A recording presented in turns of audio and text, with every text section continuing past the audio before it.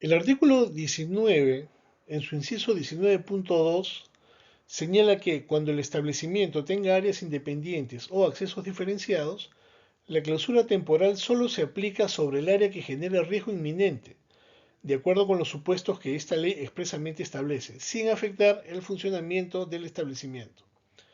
Esta norma, que aparentemente busca la justicia, también relaja el cumplimiento de las obligaciones administrativas por parte de los administrados.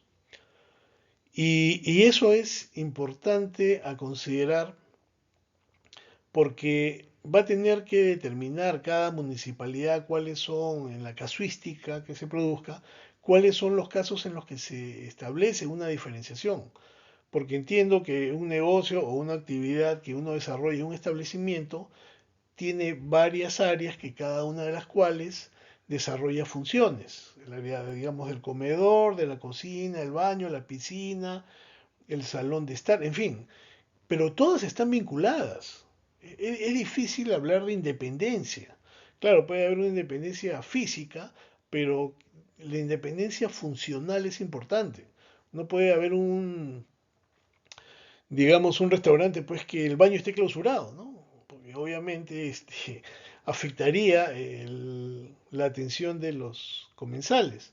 Y así sucesivamente, la casuística es infinita y vamos a ver cómo resuelven los operadores, en este caso los fiscalizadores de la municipalidad, estas situaciones y qué van a entender por independiente, porque no se señala en la norma qué es independiente o no, así como en la clausura se especificó con sinónimos qué es el cierre, etcétera. Igual acá debiera haber algún tipo de definición adicional respecto a la independencia, ¿no? O accesos diferenciados, dice.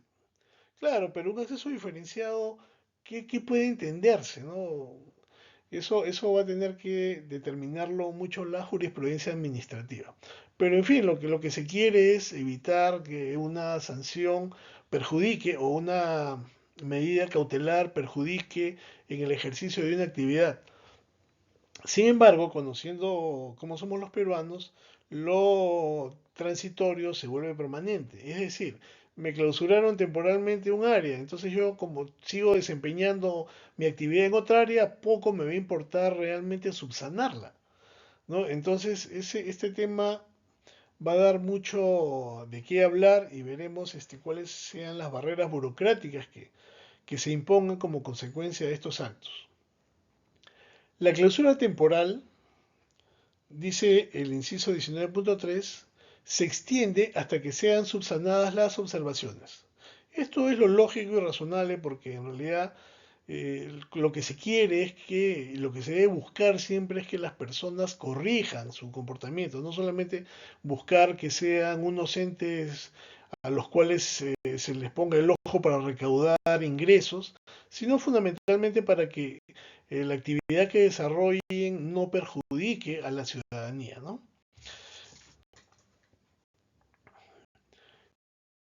El artículo 20, incorporado también por la ley 31.914, señala los supuestos de improcedencia de clausura temporal de un establecimiento.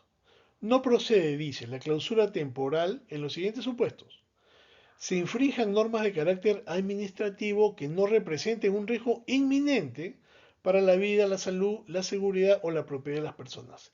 ¿Quién determina que es inminente? Algo puede decir de repente un roedor o un bicho que yo puedo encontrar en la cocina. ¿Podría generar un riesgo inminente para la salud? Algunos dirán sí, otros dirán no.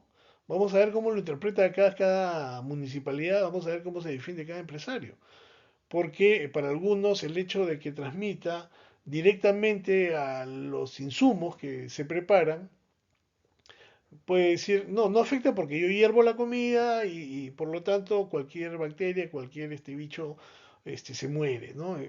Puede ser una explicación. La otra es que definitivamente se vulneran normas pues de salubridad que terminan perjudicando al comensal, ¿no? A los ciudadanos. Entonces habría que ver este concepto de riesgo inminente, cómo se va a interpretar. Igual el inciso B dice que no procede la clausura temporal cuando existan circunstancias que puedan ser subsanadas durante la inspección por el titular o sus representantes, o cuando dichas circunstancias hubieran desaparecido al término de la inspección. Claro, por ejemplo, si vamos a, como municipalidad, a un local que está con el volumen muy alto y le decimos, señor, baja el volumen y lo baja, digamos que ya se subsanó, ¿no? La infracción que había cometido de superar los niveles de volumen, vulnerando las normas que señalan el límite de decibeles que debe tener cualquier tipo de actividad, por ejemplo, musical, ¿no? Entonces, ya no procedería porque inmediatamente se ha cumplido con subsanar. Ahora bien, la subsanación va a implicar que se deje de aplicar una multa o la multa va a continuar. Porque yo he iniciado un procedimiento sancionador y dentro de ese procedimiento sancionador, como una medida preventiva o correctiva o cautelar, yo establezco la clausura temporal. Pero bueno, ya no la aplico, pero ya inicié el procedimiento porque hubo una infracción que se ha subsanado. Es como una persona que le roba a otra un celular y después se lo devuelve, pero ya lo robó. ¿Me dejo entender? O sea, cuidado, cuidado cómo se pueden entender las infracciones. De repente lo que se quiere con esta norma es que, bueno, ya pues la multa la discutiremos, pero no me clausures, ¿no? Que es lo que creo que esta norma es lo que está buscando.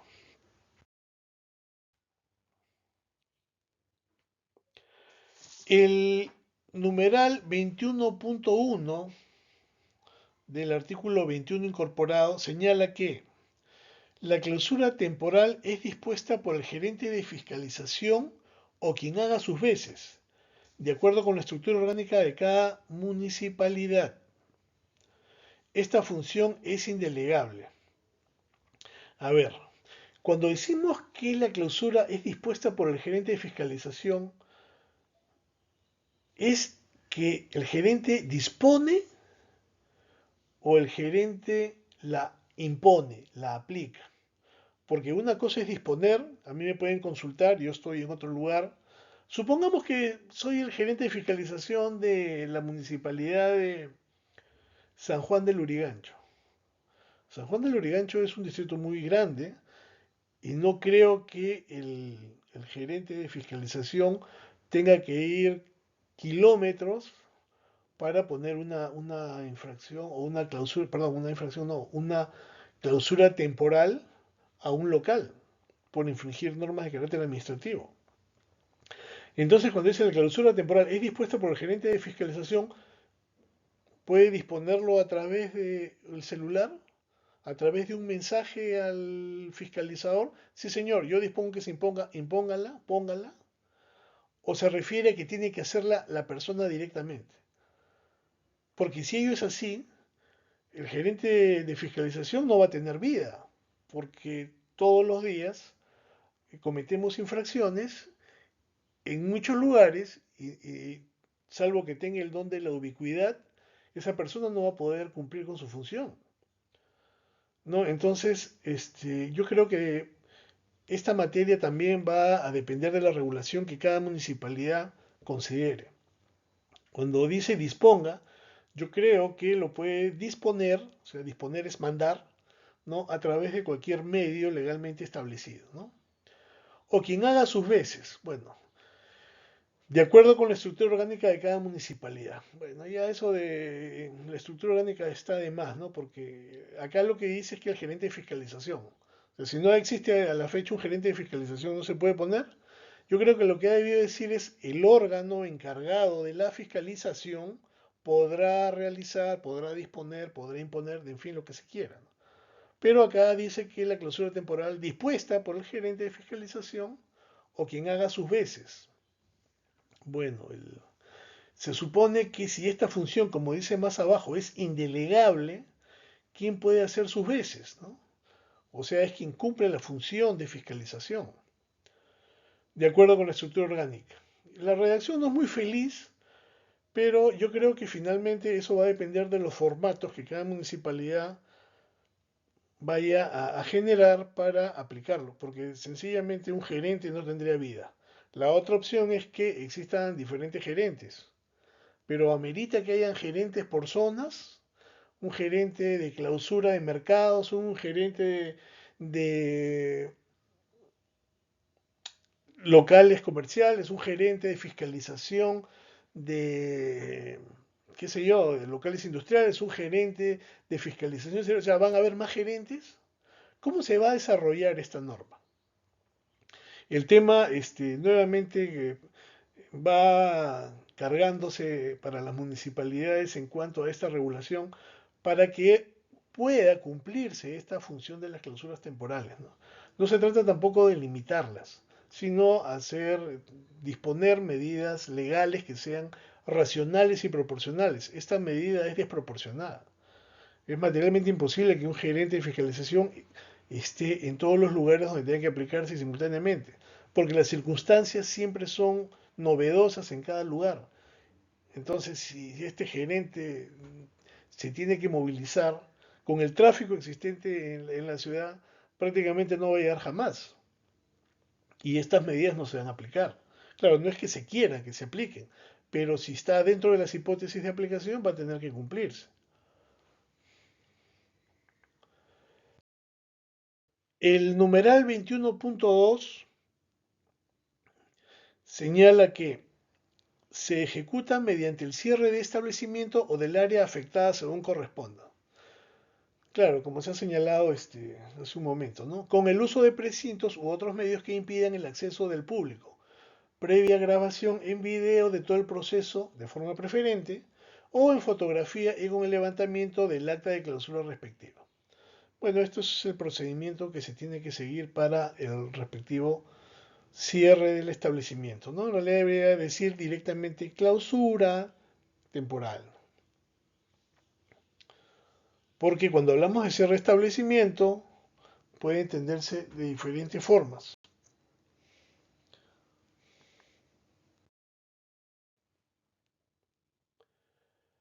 21.3, artículo 21. Copia del acta de clausura que debe ser firmada por el funcionario competente se notifica al titular del establecimiento o a su representante al término de la diligencia. En caso contrario, la clausura queda sin efecto de manera inmediata. Miren, por ejemplo, acá dice copia del acta de clausura, correcto, sí tiene que notificarse, eso está dentro de las normas de la Ley de Procedimiento Administrativo General, pero dice debe ser firmada por el funcionario competente. Ya no habla del gerente de fiscalización. Entonces, cuando dice por funcionario competente, se entiende por cualquier fiscalizador. Si nos ceñimos literalmente, perdón, a lo que la norma señala, funcionario es solamente el gerente. El fiscalizador no es eh, un funcionario normalmente. Entonces, acá si lo que se quería es que sea el gerente el que imponga, no que disponga, la multa, debió haber dicho firmada por el gerente, ¿no? Lo cual implicaría que esté presente. Pero acá como dice que solamente firmada por el funcionario competente, puede significar que se permita la elaboración de formatos en la que esté la firma del funcionario competente y que informado y autorizado que sea, podrá aplicarse la clausura temporal, ¿no? Este es un tema muy interesante para desarrollar. El inciso 21.4 del artículo 21 dice, el dictado de una clausura temporal es incompatible con la imposición de una multa por los mismos hechos que motivaron su imposición bajo responsabilidad. Bueno, todas las normas son bajo responsabilidad, no es necesario ponerlo. Puede imponerse con posterioridad al levantamiento de la orden de clausura siempre que las observaciones no hayan sido subsanadas o se constate la existencia de otros supuestos distintos a los que motivaron la clausura temporal al término de un procedimiento administrativo sancionador. Claro, acá lo que la norma está diciendo son varios mandatos, ¿no? Primero, que la clausura temporal es incompatible con la imposición de una multa. Pero veamos, yo no pongo una multa en virtud de una clausura. La imposición de la multa es porque se encuentra tipificada una infracción en el reglamento de sanciones. Ahora bien, si eso implica corregir algunas deficiencias u omisiones, se tendrá que disponer una medida de clausura temporal. Pero la imposición de la multa no es, no es incompatible en realidad. Lo que pasa es que no se puede condicionar la multa a la clausura o viceversa. Yo creo que eso es lo que han tratado de decir. Por los mismos hechos que motivaron su imposición. No, sí, por los mismos hechos. Por el hecho, yo pongo una multa y esa misma razón me origina una clausura temporal, una medida preventiva, ¿no? Entonces, acá hay una contradicción que tendrá que resolverse, creo, a nivel de tribunales.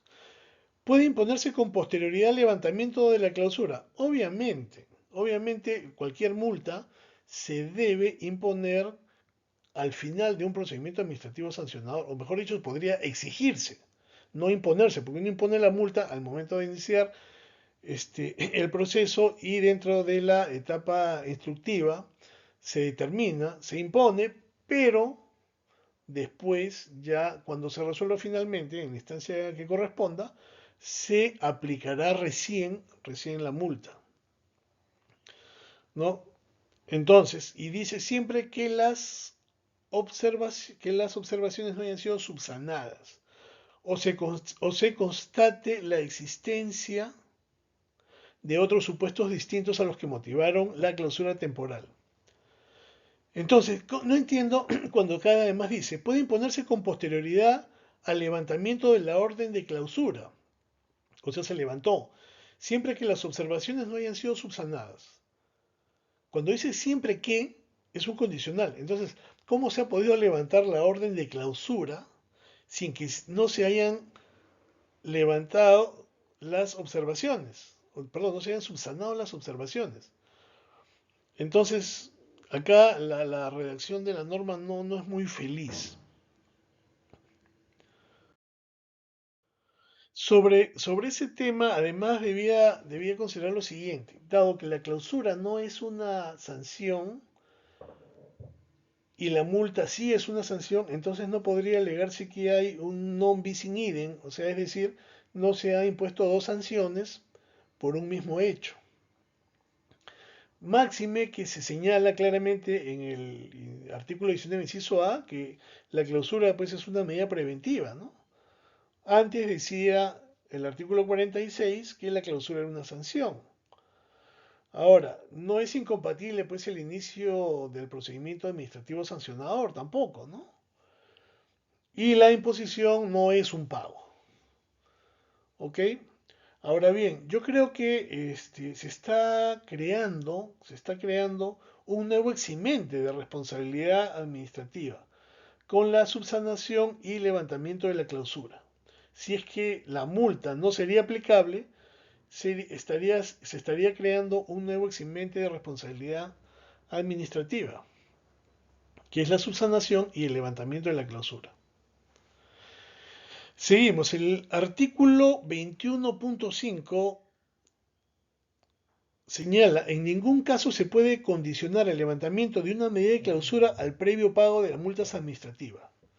Los funcionarios que sí lo hacen incurren en responsabilidad. Obviamente, en ningún caso se puede condicionar, ni antes ni ahora. Lo que sucede es que en muchos reglamentos se ha establecido un atenuante. ¿Cuál es ese atenuante? El artículo 257 de la Ley del Procedimiento Administrativo General que estamos viendo señala que constituyen condiciones atenuantes de la responsabilidad. Ojo, no está exonerando de la responsabilidad, solo atenúa. Si iniciado un procedimiento administrativo sancionador, el infractor reconoce su responsabilidad de forma expresa y por escrito. En los casos que la sanción aplicable sea una multa, esta se reduce hasta un monto no menor de la mitad de su importe. Lo que sucede es que en muchos casos las empresas, al verse clausuradas, pierden, pierden mucho dinero. Entonces, haciendo un análisis costo-beneficio, dicen, no, mejor pago de manera adelantada. Y esto que está acá, este artículo 257, muchos reglamentos de sanciones lo ponen. Entonces, si usted paga al día siguiente de la clausura o de la aplicación, del inicio del procedimiento sancionador, cada municipalidad reglamenta como quiere, si usted paga, entonces se le reduce el 50%. Obviamente un empresario hace un análisis costo-beneficio, dice, a ver, si pago ahorita, me levantan, cumplo, subsano, y pago la mitad, me conviene. Entonces son ellos mismos los que generan esta situación, independientemente a que deban subsanar, porque definitivamente el pago de la multa no enerva el levantamiento de la clausura de manera automática. El artículo 21, numeral 21.6, señala que la clausura temporal se levanta dentro de las 48 horas siguientes en que el titular subsane las observaciones que motivaron la medida y lo comunique formalmente a la entidad competente. Si la entidad no formula una observación debidamente motivada dentro del plazo señalado, la clausura queda sin efecto automáticamente. El plazo corre a partir de la hora de ingreso de la documentación respectiva a través de la mesa de partes de la municipalidad. Aquí hay dos cosas, ¿no? Nos encontramos ante un silencio administrativo positivo a favor del administrado si subsana o por lo menos presenta el documento a la municipalidad y ésta no recibe una respuesta dentro de las 48 horas. Pero fíjese que acá, cuando habla de 48 horas, son 48 horas. No es como antes uno decía, 48 horas son 2 días. No. ¿Y por qué? Porque el plazo corre a partir de la hora de ingreso de la documentación. O sea, yo subsano, comunico, pero la pregunta que me hago es, ¿solamente es a través de la mesa de parte física o también de la virtual? Considero que es en cualquiera de las dos. ¿De acuerdo? Entonces, y a partir de entonces, la administración deberá responder, si no, se aplicará un silencio administrativo a favor del administrado.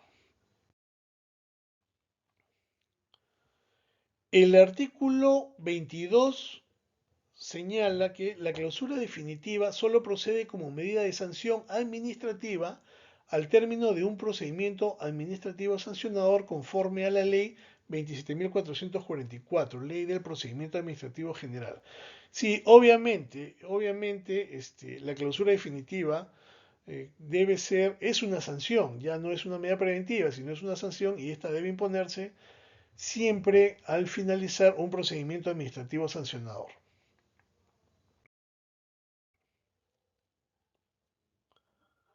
Además, ya está definido en el artículo 2, inciso N, modificado, ¿no? de la norma. El- la disposición complementaria transitoria única señala que los procedimientos de clausura temporal o definitiva en trámite al momento de la entrada en vigor de la presente ley deben adecuarse a las disposiciones de esta. Bueno, es un poco complicado porque tendrían que modificarse varios instrumentos normativos de cada entidad. Lo que sí yo creo que es obligación de las municipalidades adecuar sus reglamentos administrativos de sanciones y sus cuadros de infracciones y sanciones a lo establecido en la presente ley. Eso sí es urgente. La, la primera disposición complementaria modificatoria modifica varios artículos de la Ley Orgánica de Municipalidades. Habría que ver que esta ley haya cumplido con los requisitos que tiene para modificar una ley orgánica de municipalidades, ¿no? Una ley orgánica en general, que es una ley que requiere de una calificación mayor de votantes en el Congreso. En la hipótesis que hubiera sido así, vamos a ver cuál es la modificación. La modificación que hace es del artículo 46. O sea, lejos de desarrollarla, la ha reducido. Pero acá tiene una cosa que para mí es bastante peligrosa.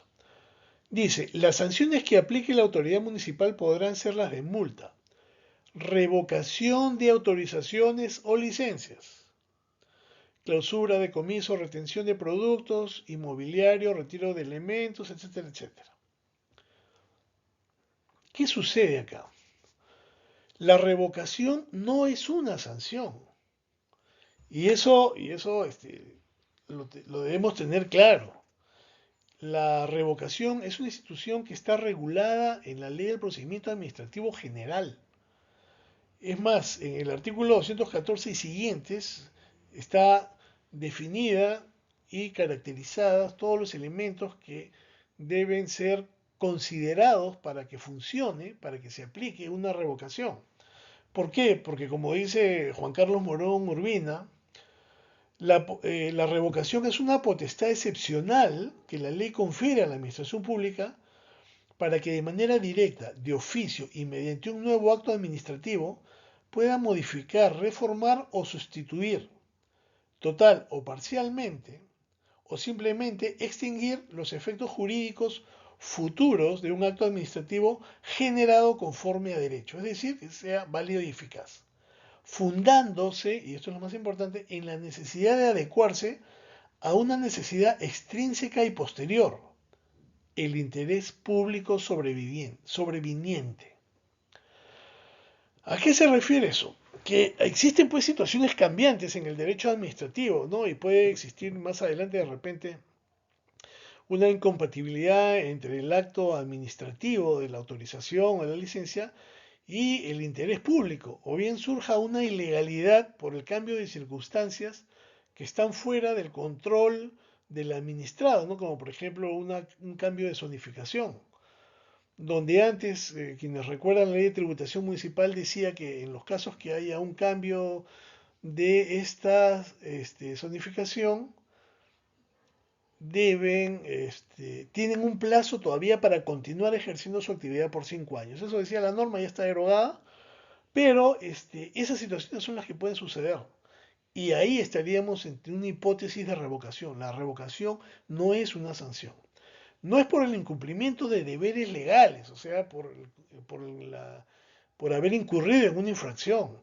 Tampoco pues como consecuencia de la práctica que realiza el funcionario municipal de efectuar una fiscalización. La revocación es una declaración de efectos jurídicos. Porque si la revocación fuera considerada una sanción, tal y cual lo están poniendo acá, y se aplica, por ejemplo, una multa, ahí sí estaríamos en una situación de non bis in idem. ¿Por qué? Porque la revocación como sanción más una clausura o suspensión temporal, estaríamos ahí ante dos infracciones. Y eso sí es ilegal. Por lo tanto, ahí a veces el legislador pues quiere innovar, quiere poner palabras originales y se le ocurre cualquier cosa, ¿no? Y lo que ha pasado acá, obviamente, es esto. Si se ha querido de repente dejar sin efecto una licencia, lo que ha podido hacerse es cancelarse, ¿no? Pero no revocarse, porque se está distorsionando la figura de la revocación. El artículo 49, modificado también de la Ley Orgánica de Municipalidades, ahora también refiere que la autoridad municipal puede ordenar la clausura temporal o definitiva de edificios, establecimientos o servicios conforme a ley. Bueno, todo es conforme a ley en realidad, ¿no? Y acá al modificar esto, porque le ha quitado algunas funciones que estaban en la ley orgánica para pasarlas a esta ley especial, a mi parecer va distorsionando y va modificando realmente a una ley que lejos de consolidarse, de perfeccionarse, se le están generando algunos paralelismos que para el aplicador, llámese fiscalizador, asesor legal, etcétera, o regidor al momento de normar, o los empresarios, administrados, lo que fuera, va a generarse siempre ahí una controversia, ¿no? Entonces, las normas son para que se cumplan y para que se cumplan deben ser fáciles, accesibles, claras, ¿no? Directas, para que no haya ningún tipo de conflicto que termine en el Poder Judicial. Artículo 78.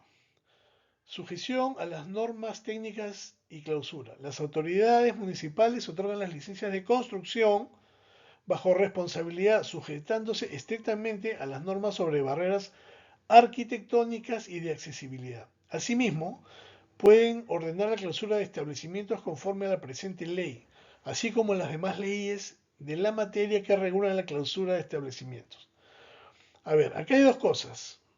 Al estar referida la norma, la modificación al artículo 78, entendemos que también se refiere a las licencias de construcción. O sea, estas normas de simplificación también serían aplicables a las clausuras o paralizaciones que realizan las municipalidades respecto a algunas obras. Eso vamos a ver cómo se manifiesta la jurisprudencia administrativa. Y cuando dice conforme a la presente ley, así como las demás leyes de la materia, nuevamente vemos pues esa contradicción. Bueno, es en base a esta ley que se va a aplicar o las demás normas. Entonces, eh, a veces el legislador no refiere muy bien cuáles son los conceptos, cuáles son las técnicas de interpretación, de aplicación de las normas y comete este tipo de deslices que en realidad es una tautología, es una repetición, lo que ya sabemos. Se aplicará esta ley y las demás leyes de la materia. En otras palabras, se aplican todas las normas del sistema jurídico, no solamente algunas, ¿no? Desde la Constitución hasta la última directiva, según el caso.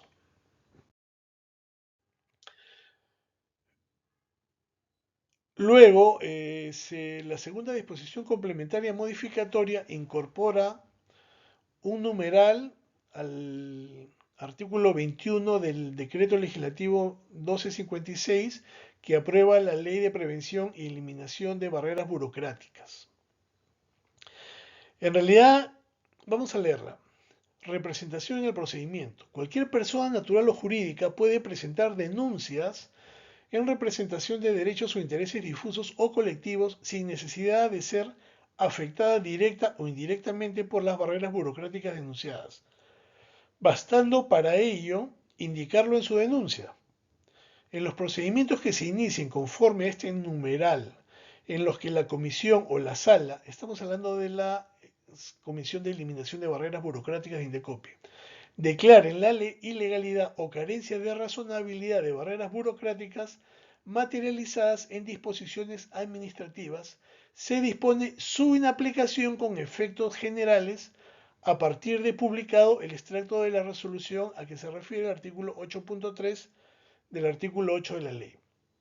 Lo que esta norma quiere decir es que ya no solamente presenta una denuncia, como era hasta antes de la norma, el interesado, el afectado, y que no era para aplicable a régimen de sanciones.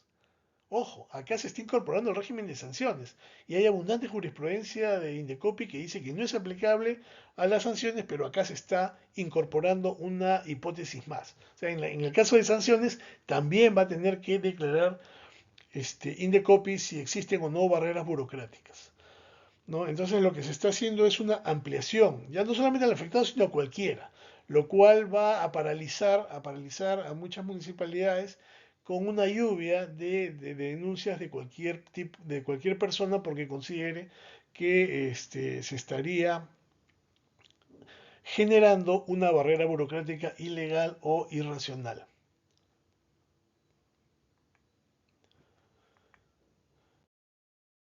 Bueno, muchas gracias por todo. Espero que haya interpretado adecuadamente la norma, lo que se ha querido decir y los problemas que se van a generar a partir de la dación y también las soluciones y los beneficios a los empresarios y administrados que ejercen una actividad de manera lícita y formal.